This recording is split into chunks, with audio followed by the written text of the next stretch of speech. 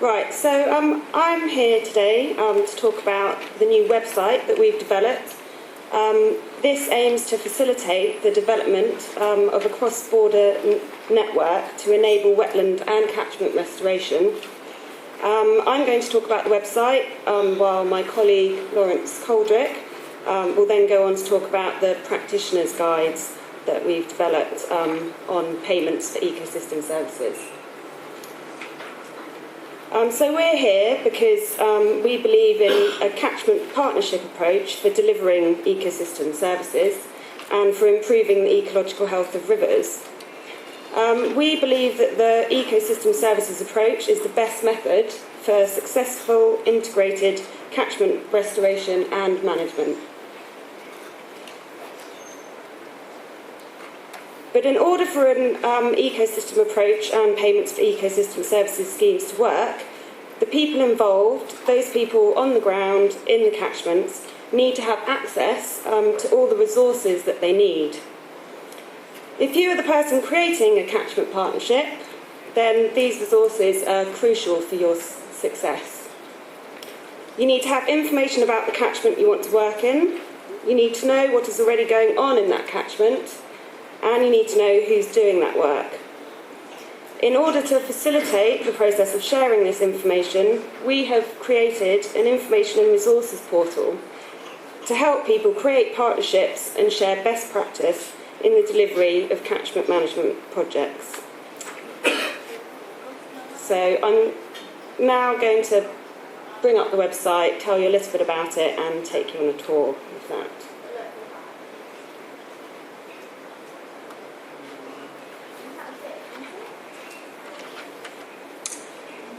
So, why use the web? Well, a website's a very powerful resource. It not just provides information, but it also acts as a central hub, a gateway that should be of use to anyone interested in catchment restoration, whether they're a wildlife or a conservation group, a business like the water company, or if you're a landowner who might have an interest in potential ecosystem services schemes. There is a myriad of reports and data and evidence out there, and within any one catchment, there are often numerous projects relating to catchment management. It is noticeable, however, that to date there has been no single resource that draws all this information together. In order to address this, we have done the initial development in creating this website as a legacy output of the water project. And the intention is that it will continue to grow and develop as we move forward into the future. So I'm now going to give you a demonstration of the website to give you a feel of the content and of how it looks and works. At the moment, the site is in development, but it has huge scope to be developed further and expanded into the future. The most important thing is that this website is used by and is useful to its intended audience. But in order to do this, it needs everyone's input. For the website to be a useful resource, it's hugely important that people involved in catchment management, whether they're individuals, organisations or businesses, feed in and contribute to the information that's available. And this is what the future success of the website depends on. Right, so here we are on the home page. And the website's essentially a fairly simple structure. There are 3 sections which are basically aimed at providing information and resources, and there's 3 sections relating to the practical approaches to catchment management. As you can see, I think it might be easier if I use this. As you can see, the 3 information and resources sections can be accessed through the main menu here. Oh no. Yeah, is that meant to do that? I'll use the mouse instead. So we've got catchment information, delivery networks and the ecosystem approach. And these also can be accessed by these interactive tabs here. And then we have the sort of theory behind catchment restoration, and that's to do with partnership working, monitoring and modelling, and a restoration toolkit. and these are also accessible via these tabs here. You can see that also the home page gives us an opportunity to link through to latest news about projects that are going on, as well as access here to a short introductory film, which we'll come back to later on. So first of all, we'll have a look at the partnership section. So here we have some background information about catchment management. There are links to other organisations who provide catchment management advice, like DEFRA and the EA. And this section is really about the theory of forming catchment partnerships and why it's important and how to go about starting the process of connecting people to the resources that are available to them. You can see links here. The other thing we want to provide people with is links to the organisations that they might want to look to form partnerships with, and those are the people and the organisations who are already active within a catchment. And for that, we go to the Delivery Networks page.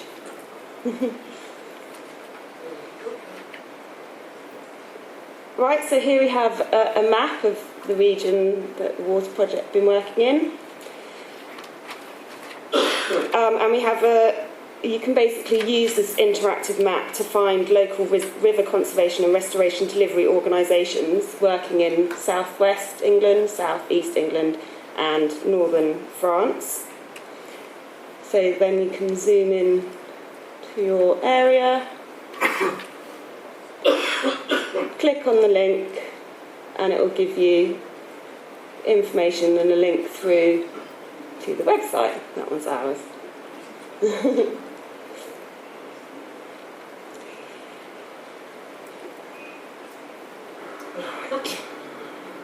So we've got two more sections to look at. Having provided information on who is doing catchment restoration projects in each catchment, we also want to provide people with the opportunity to find out information about that catchment that is of interest to them.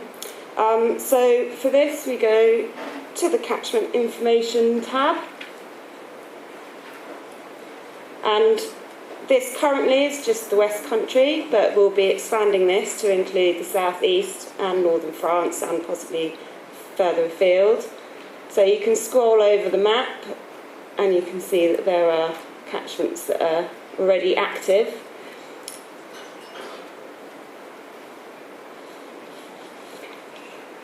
And then for further information about the catchment, you can click on it. So here we have a catchment fact file, and this is designed to give you some background information about the catchment that you're interested in. There's a map, and then information ranging from land use in the catchment, about information about the river, information about its morphology, designated sites in the area. It's designed to be a central introduction to everything that you need to know about that catchment. And then if you scroll down at the bottom of the page, there's, on the left-hand side, there's information about projects that are active in the catchment, and they also link through to their websites, Upstream Thinking. And then on the right-hand side, just a list with links of other organisations in the catchment that might potentially be useful to you. And this is also the information that is provided in the Delivery Networks tab, so it's accessible via two different ways.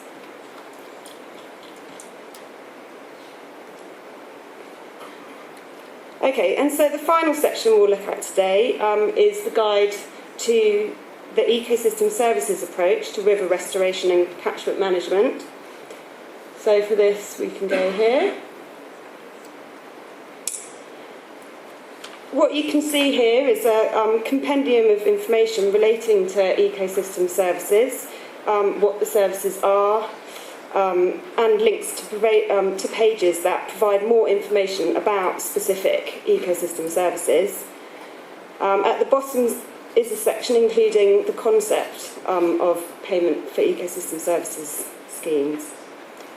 So, for example, we can look here in more detail at specific services. So we could look at the purification of water. So this section goes into much more detail about the ecosystem service, and then the possibilities that might be there for payment for ecosystem services schemes, as well as links to case studies and other resources. So that's most of the website in a nutshell.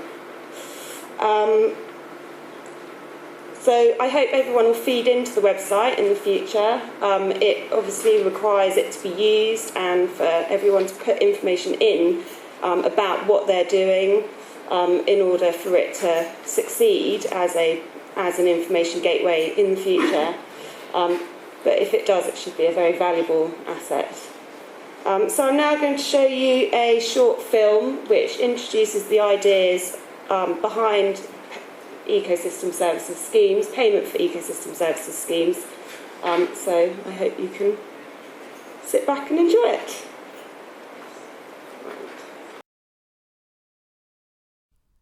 The question is, what is life doing to Earth?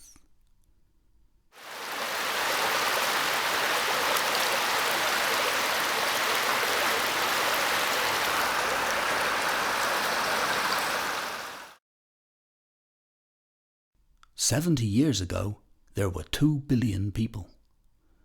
At the beginning of the 21st century, there are 6 billion.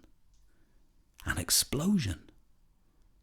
2 things are vital: food and water.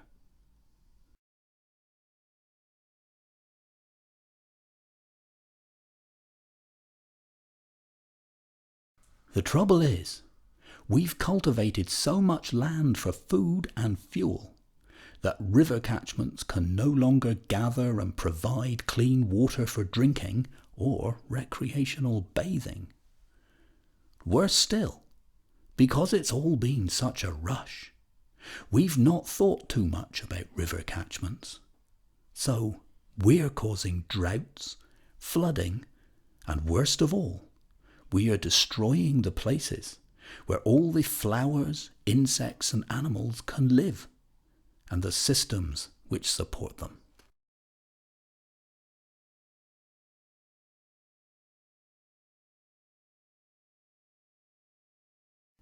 We need to understand our problem and work hard and quickly to understand our river catchments so that we know where we can produce food without turning off the vital tap.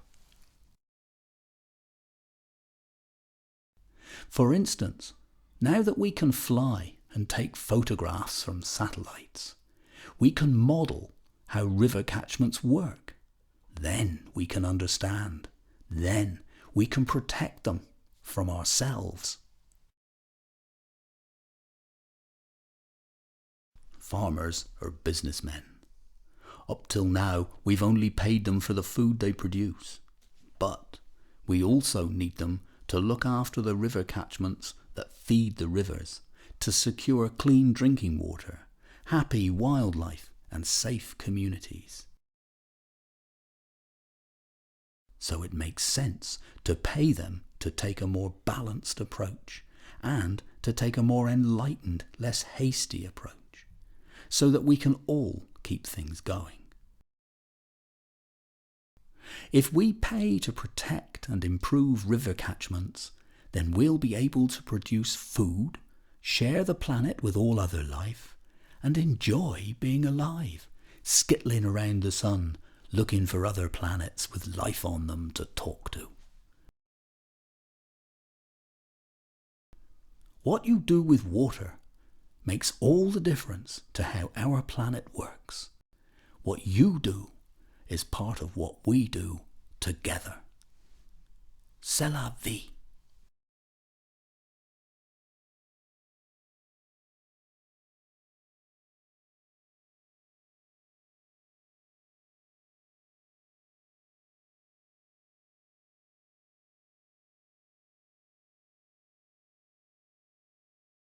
So let's turn to Laurence now. Laurence works for the West Country Rivers Trust. He's the project manager of the water project, and take it from there. Thank you. All right.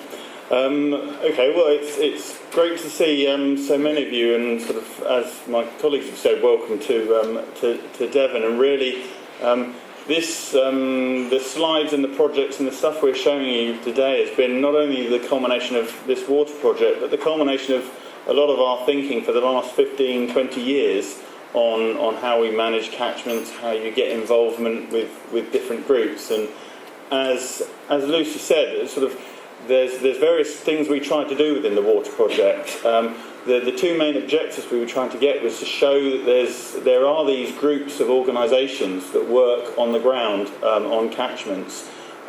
You can look at public groups, private groups, you can look at charitable groups, things that the experiences we heard this morning in the first session.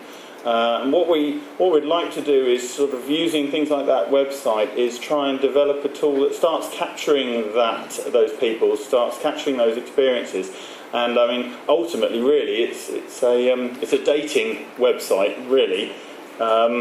Dating, sort of like mixing between the people who want a better ecosystem and river catchment, and the people who can pay for that. And the people who link those together. The trouble is with any website, with any dating website, it's only good if you have more than one person. Otherwise, it's mildly sad. But anyway,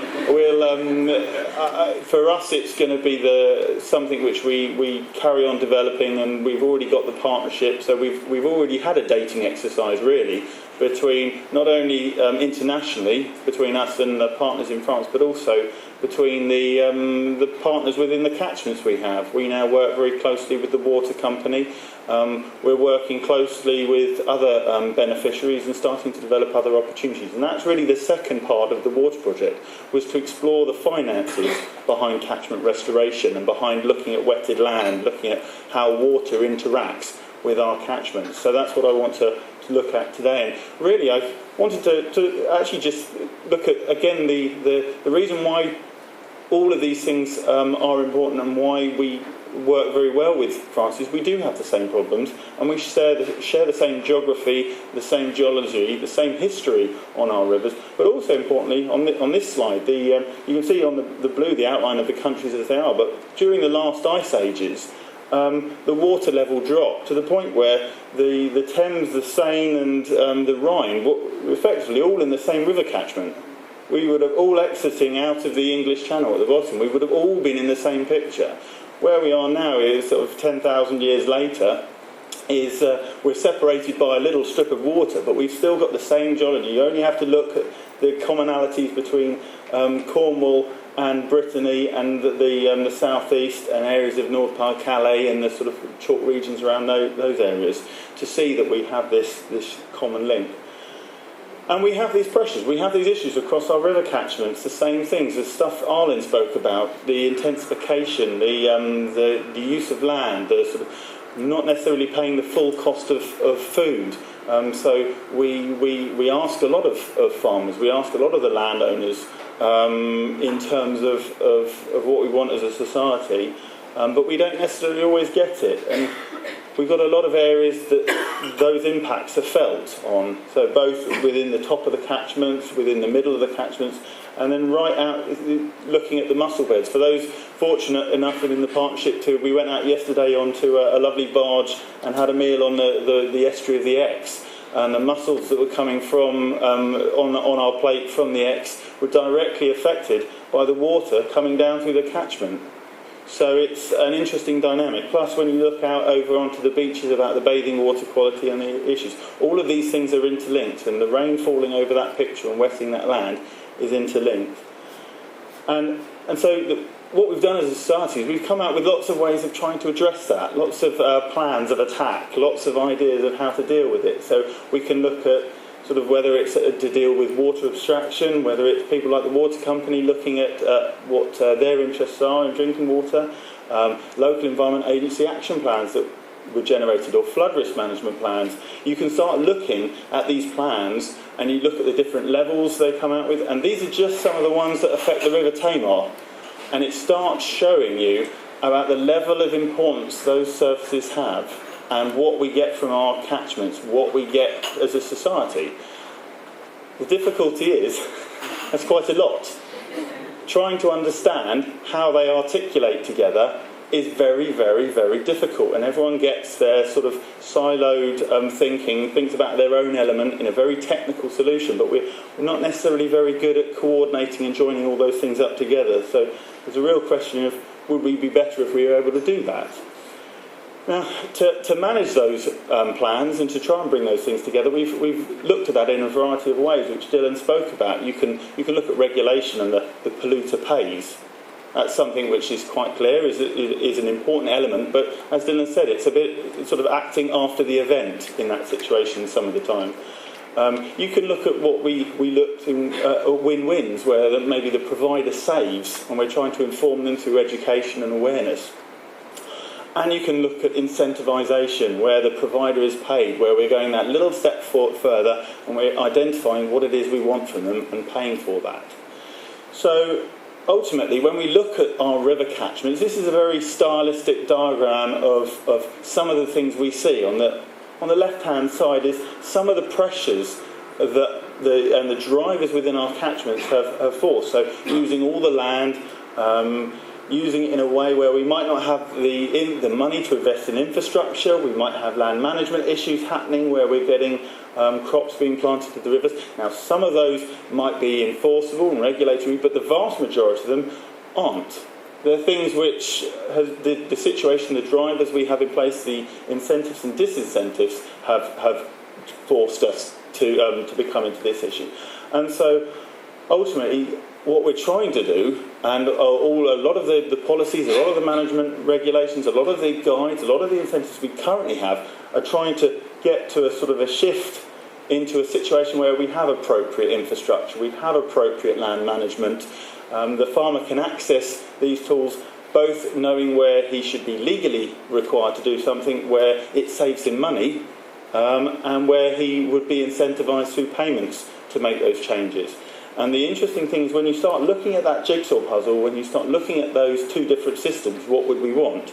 The system on the right, what we get is obviously there's an improvement in raw water quality. We can see that from the evidence that's coming out from the scientific community of the improvements in raw water quality during those sorts of things.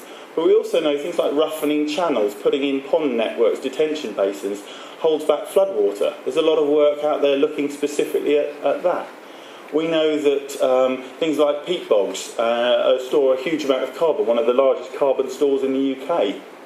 So it's important that they're functioning properly. So we know that sort of landscape can give us that.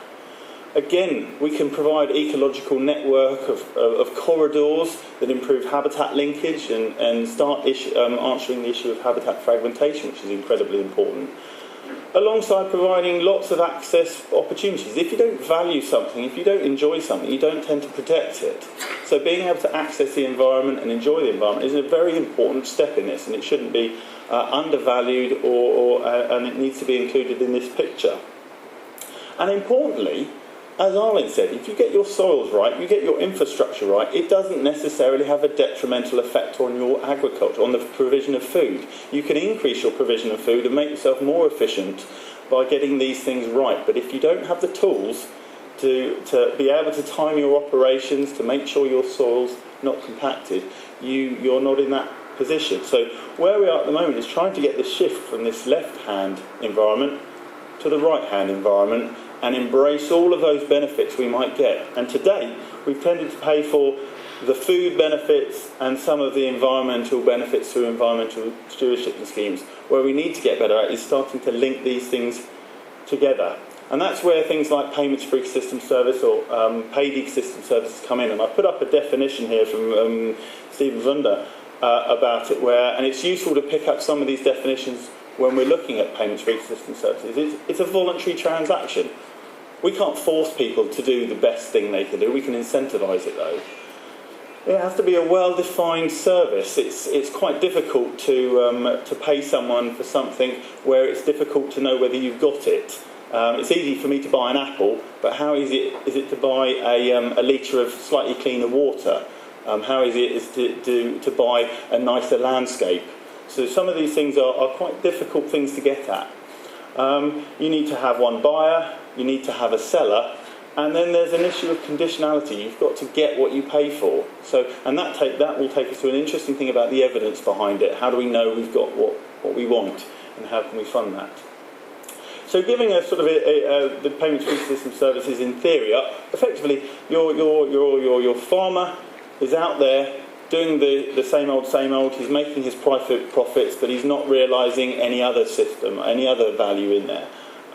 Whereas we know if we were to perhaps change land management in certain areas, maybe it could be extensification or best management or various different actions, we might, his private profits might be the same or go up, but let's say in this example they go down. What we need to be able to value is the additional benefits, maybe it's in water quality, flood risk or biodiversity. And if we can start valuing those benefits, what we can do is we can either look to give him a minimum payment to cover the profit he's forgone, the fact that he's missed out on this section, or if we were able to set up markets for all of these sorts of things, the farmer would be actively interested in pursuing these other markets, and he would cease to become just a farmer of cattle or crops. He would be farming wildlife, he would be farming water, and he would be farming flood risk retention in this example. So when we start looking at doing that in practice, really what we need to see is we need to find the buyer. Who is it who wants to buy these services? So that sort of person knows that he wants to buy an ecosystem service. He knows he's interested in an ecosystem service, but he might not have the relationship with the seller. There might not be the seller there. We also know that there's the sellers out there, there's farmers. Not all the farmers around here have pitchforks and dungarees, but very few of the sellers we work with wear ties. I certainly think Martin's probably not wearing a tie at the moment, wherever he is. No, he's not. They obviously happy to access further funding and improve their business, but they won't have the connection with them. So there's often a case for having an intermediary, which is where the West Country Rivers Trust slots into this, and where we found ourselves is as a broker, an ethical broker, an honest broker, whatever term you want to use, where we can link the two of them together, plus engaging with the scientific community to get some of this evidence, get some of the certainty dealt with, and also map where you want to work, where we might start providing these things. So an example of this is where we'll hear about this. I've curtailed all my slides because we'll hear about it this afternoon. But an example is things like looking at drinking water quality. So we can do some simple mapping exercises with South West Water. We can say these are 4 catchments in the South West, and things like the Tamar is an area where they have an obstruction point at the bottom, whereas on the Tor and the Torres they don't have obstruction points. So you can instantly see for drinking water there's an interest in working in some catchments over the other. Plus you can start doing things like working out, well, what areas are more likely to have give us some improvements in raw water quality on top of what's legally required. So we can start identifying those. You can start identifying things like the strategic reservoirs within this system, so Roadford, Up Tamar Lakes or Wimberville, that allow us to have some of these things. But we don't have to stop at just the water company. We can start looking at other opportunities. We can start saying, okay, well, show me the areas within a catchment that have flood risk. Show me the areas. So here, within the Tamar, there's very little flood risk issue other than in the Kenzie, which is flows through Launceston. Whereas on the Ex, you'll have all seen some of the large, well, you might have seen some of the large Exeter flood defence schemes, the ones further up in Tiverton. Again, those are the areas where we can start saying, having broad discussions with the flood risk management groups, insurance companies, where are you investing? What are the areas where you're interested? Other examples, things like climate regulation, we might look at where the important habitats are for carbon sequestration, peat bogs, wetlands, wet woodlands, those sorts of things, and we can start prioritising them within a habitat.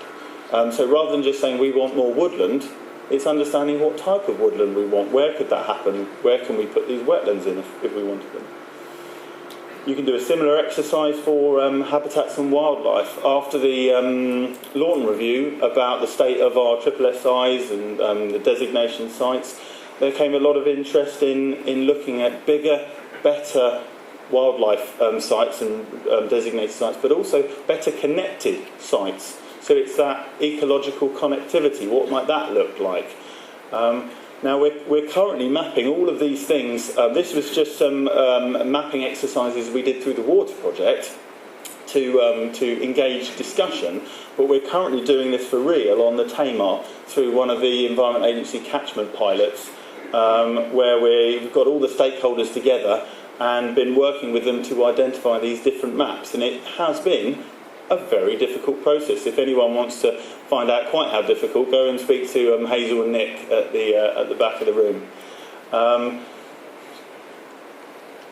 There's also opportunities for recreation, culture, where we access habitats. This is a simple area of accessibility within the catchments, showing things like the footpaths. But you can do a hell of a lot more with this. You can look at the proximity of some of the large towns, how far people are prepared to travel. You make decisions about what you're getting from any one parcel of land. And the point we're getting at here is the areas of land are spatially variable. We get different things from different areas as a society, so we should be paying for different things in different areas. All those plans that I said are different in different areas. So what we need some way of is communicating that level. We get very used to looking at just our small area, our silo, and it's very hard to speak the same language and come back out and be able to talk to the different groups, whether they be the Ramblers Association, the Water Company and the Flood Risk Group. Completely different scales of organisation, but still a level of integration required. So this is just an example where you can start, once you start mapping, you can start overlaying those ecosystem services. You can start overlaying those areas of importance. It's no surprise on the stuff we did through the water project, is things like Dartmoor and Exmoor come out as large flashing areas of interest. And it's not surprising that when you go out there and want to do something on the ground, you have a lot of people who want to have a say. Whereas you go out into some of these backwater areas of the Tamar, and no one really knows or cares what you're doing within there, nowhere near in the same amount as in these areas. So the interesting one with that is that it also gives you the ability to look at the opposite of that map, is where areas that aren't necessarily affecting the multiple service provision and ecosystem services, and that gives us a potential, well, what about sustainable food? Where could we utilise that landscape and intensify? Where could we have sustainable agriculture where we actually sought to get more out of that system than we currently are? And again, it starts giving a dialogue, again, spatially specific areas where we might be actually incentivising production, because we still need food, we still need all of these things. But this is the current picture, this is the current provision, this is just an analysis of arable and cattle density within the area. And so what happens is when you cut our blue map of some of the ecosystem services, when you cut that out, you get these areas where there might be conflict, in the areas in red where we might have potential conflict between intensive agriculture and what we want for society, let's say. Or areas of blue where there's less conflict, it's less agriculturally intensive, and so the argument might be easier to have, let's say. So in sort of bringing that together, we know that there's this intermediary. We know that we can do some mapping with some of the stakeholders, and that we need people like the knowledge providers, the universities that we'll hear about later. We know that there's the seller, there's the person who we can try and shift from that left-hand picture to the right-hand picture, and we know that there are buyers out there, whether it be specific companies and private buyers, whether it be the government interested in buying on behalf of all of us. We know that there's interest, and what we need to be better at doing is linking these together with the regulator. So we've developed the water guide, you've seen it around you, with several case studies, ecosystem service case studies that document some of the evidence behind it. These aren't necessarily payments for ecosystem services, they're case studies. We'd like to increase the number of these. We're putting these on the website so you can access them, have a look through them. They're a way of, everyone keeps on asking me where's the evidence behind all of these things, and this is an answer to that. So finally, I just want to take you around. We're sort of developing a guide with DEFRA as well as the one we've got here. And one of the main points is the 4 steps to setting up payments for ecosystem services, of identifying the prospects for trade, resolving those technical issues, negotiating agreements. I won't go into it, but all the information is in the pack, so you can have a look at that at your leisure. Suffice to say, this afternoon we will hear an example of that, and I'll have to get excuse from the people in the audience who are speaking this afternoon. Martin will speak about the identifying the payments free system opportunities. Sorry, Martin, you're not wearing a tie, but so I got that wrong. Nick is going to be assessing the prospects for trade. That's not too far out, but I've missed the glasses. Laurie's going to be looking at addressing the legal issues, and I think, apart from the colour of the tie, I think I'm fairly there. Hazel, I had to actually give some hair to. So she'll be looking at developing upstream thinking as a process. Adrian will look at the monitoring side behind it, and I think I'm not too far off with that. And then Mark, I always get right bar the amount of mad hair. And he'll be looking at the future of these schemes. So hopefully that gives a flavour of the water project, and also the fact that this afternoon we'll be seeing that in process and seeing a payments-free system services example in full detail. So thank you very much.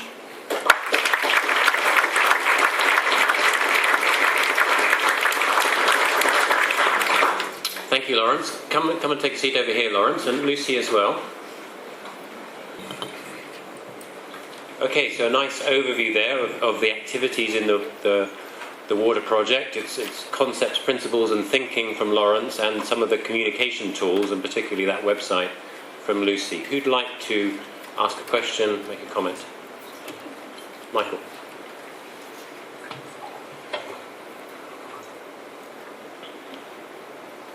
Michael Payne, National Farmers Union. Question for Laurence.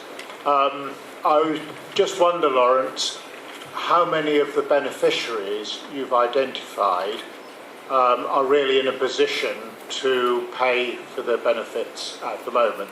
I think we probably know that the water industry can, but I haven't seen a lot of evidence from the others as yet, and I wonder if you could sort of fill me in and bring me up to date. The real art to this is understanding the buyers or the users. There's lots of different words for them. I always think that there are three types of buyers. There's the primary buyers, the general public, everyone here in the audience. Yeah, where we know we enjoy the environment, we know we drink water, we know we eat food. The trouble is accessing payment directly from them is very hard, because if I have to go and ask each one of you for 65p to improve the river, it's going to take me a long time to convince you.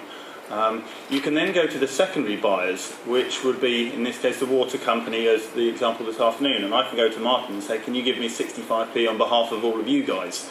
You don't get any choice in it necessarily. They've got ways to show that people are willing to do that.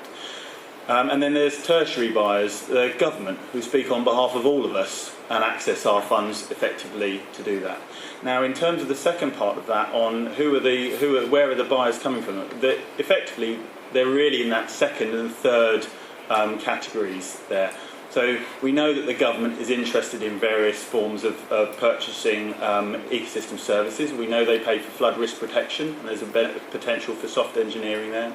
We know that they pay for improvements in water quality for the delivery of the Water Framework Directive. So we know there's a mechanism there we can see through catchment restoration funds. Not necessarily a PES, but a PS-like sort of setup. Now, as you go into the secondary beneficiaries that speak on behalf of sectors, I think there is a growing interest and they're growing needs. Yes, we've got the water company, but we do have things like biodiversity offsetting, which is coming on board, which is a way of mitigating for development. That's an important aspect. I have a lot of people wanting to do voluntary carbon offsetting that have an interest in working on catchment restoration, especially in their local environment. We've got examples within the Rivers Trust movement of people working with specific flood risk groups and insurance companies. So I think there are a lot of possibilities. Alongside that, even just going back to the water companies, at the moment we'll hear this afternoon of water companies investing in water quality, but there are other reasons to invest in base flow, in water flood risk protection as well. They don't want their customers to be washed out. On the base flow, they don't want to have low water flow in the summer, because it means they have to improve their discharge rates at their sewage treatment works. So the real trick is identifying why people pay within those, and I think there's a lot of people paying out there, they just don't realise they're paying for the environment. Yes. James Grisher from Natural England's Catchment Sensitive Farming. I've got an offer, a comment and a question, if that's okay. The offer is, under Catchment Sensitive Farming, we've now been working on almost 70 catchments across the country. We've got loads of case studies, lots of catchment appraisals that have been done for catchments and things. It'd be fantastic if we could link up our information with yours with this website. I think there's quite a big responsibility on yourselves putting forward this situation of a website which possibly encompasses all sorts of things. So we'd like to certainly offer what we've got to you and maybe, help out there. The second thing is a comment. I mean, currently Natural England has one of the biggest, well, probably the biggest paid ecosystem services, thing called environmental stewardship. And we've got that regime, and that's funded by taxpayers eventually through CAP and different mechanisms. And we've also got one of the largest extension services for looking at farmer-friendly farming. Farmer water-friendly farming. It's also farmer-friendly NFU, and that's catchment-sensitive farming. Now, do you see this paid ecosystem services as replacing those sort of funding arrangements? Or do you see it as building on top of those? And how do you think that would work? That's it. Yeah, brilliant. On the first part, I think on behalf of both Lucy and I, yes, the offer would be lovely. On the second part, my personal feeling is that catchment-sensitive farming, the environmental stewardship schemes, are examples of PES or PES-like schemes. One, I suppose, slight caveat is things like entry-level scheme. I think we have to get a bit better at getting additionality out of those schemes. So that actually the definition we have of a PES, if it's conditional on the delivery of a service, you could question on that. But what my personal feeling is that the role of the government paying for PES-like schemes is always going to be important. But what we may well find is where that's not enough, and where there are catchments where we have an increased level of interest, so whether it's a drinking water protection area or a flood risk area, what we might have is things like catchment-sensitive farming and environmental stewardship schemes being tailored towards the things we need out of those specific areas.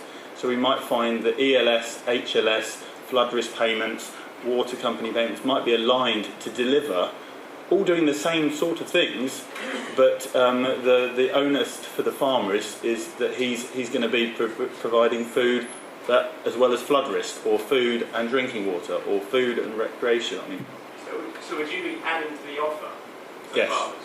Yes. That's the idea. Yep.